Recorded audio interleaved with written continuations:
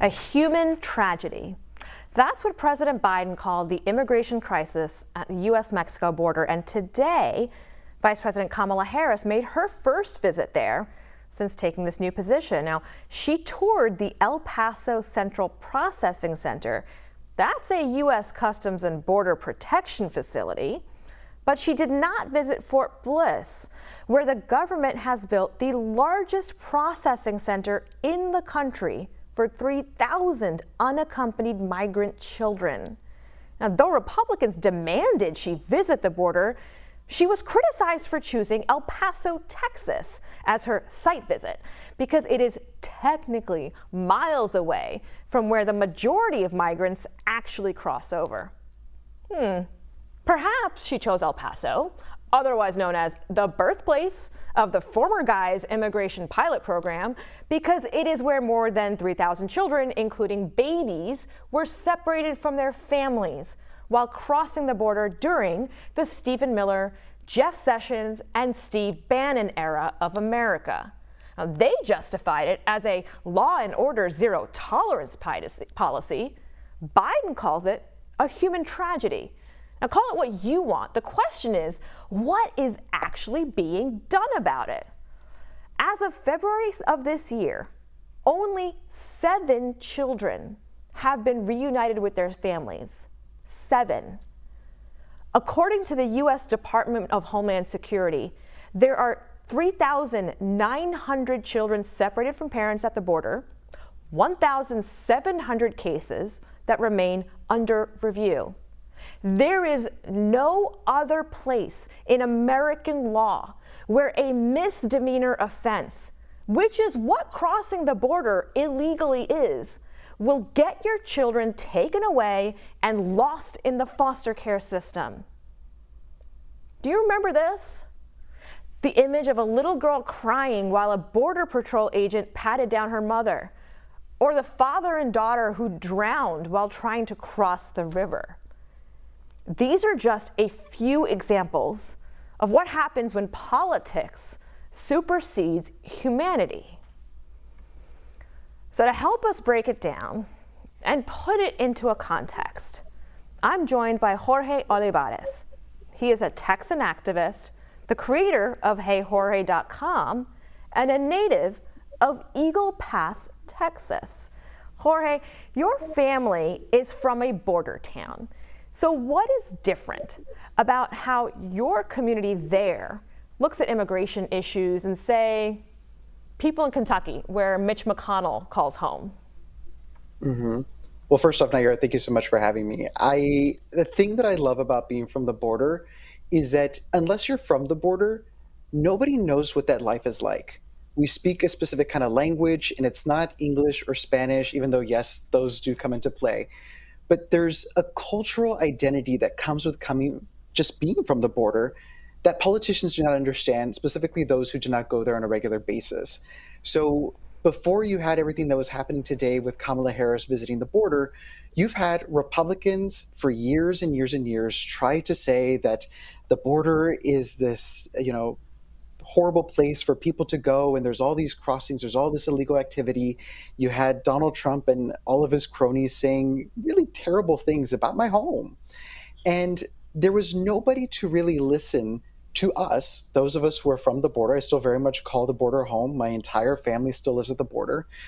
But to know that nobody speaks that language with us. And in fact, the only language they choose to speak is DC speak, DC jargon, this idea of, yes, even though President Biden called it a human tragedy, it's so much more than what all of these buzzwords are being used to describe it as.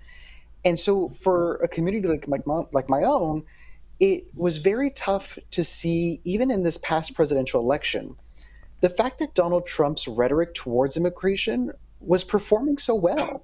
There were a lot of Trump signs in my hometown. There was a huge Trump billboard just yards away from my actual home that I grew up in. Xorje, what is the disconnect? And maybe it's not a disconnect. Maybe there's something being done by design that happens from people who live in these communities on the border or even around immigrant populations and people in majority white states where the polling on illegal immigration is skyrockets, right? It's that law and order messaging. What is happening here? It is the continuation of the right, specifically, in painting this picture of what Donald Trump called the bad hombre. So for decades, white America, those who've grown up in states that are far from the border, far from anything that has looked like my hometown, they become accustomed to this image of the boogeyman and what this immigrant looks like that is going to come and take their jobs, come and cause them harm. And we have communities like mine that are saying that's absolutely not the case. There is absolutely nothing that is taking place in my hometown and a lot of cities across the border that would draw headlines. It is sometimes just another sleepy town. There's not much that happens in my hometown. It's a town of about 30,000 people. The biggest controversy that happens, I say, is that the Dollar General closes on the weekends. Like it's so mundane what happens on the border. And so part of what I hate is that, and I hate to use this as an example, but the politicization of something like Flint, Michigan. Flint is so much more than what that controversy is and what that political story is tied to that city. The border is so much more than immigration and so much more than that.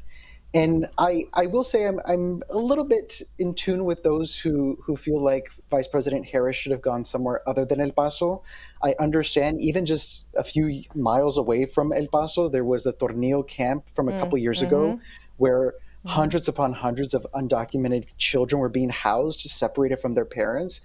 But there's hundreds of miles of other border to be explored, to be seen, to show the world and Xorje, that it's not a difficult place to live. Yeah, when we talk about what we want to show the world, so much of that plays into the United States' role on the world stage. And you have publicly identified as Catholic. You've also publicly identified as gay.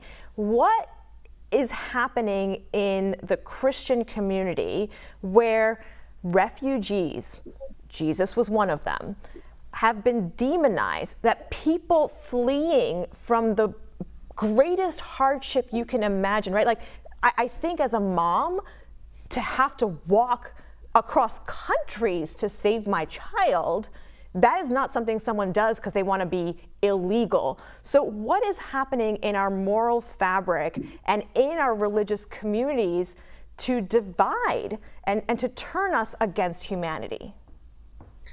The interesting thing is, and this is very specific to my hometown, so because we're from the border, because we're a heavily Catholic community, which is typically the case for Mexican-American communities, there was something that happened about a decade ago in which there was a statue of the crucified Christ floating down the Rio Grande. And Border Patrol picked up this statue because they thought it was an undocumented immigrant, as has been the case over the past few years when you are from a border community. So this statue of Christ was picked up by Border Patrol, sent to the police station. When this happened, the images were stark. They were literally showing what you would see now, in that people are being apprehended and placed in detention to determine what their fate is. And for several years, even to this day, this statue is in my hometown and is considered a place of pilgrimage because it represents what you talk about, right? If you're a Catholic identifying or Christian identifying person, you believe this idea that Christ presents himself or themselves as the least among us. And right now, undocumented immigrants are the least among us because of how they are treated, not only by the political system, but in society as a whole. So Xorje, when you see that things is like this, unfortunately where I have to let you go for this evening. We'll make sure to have you back on BNC, but leaving on the word of respecting and loving the least among us is a good place for us to take a break. Xorje, thank you for joining me tonight. More at Prime after this quick break.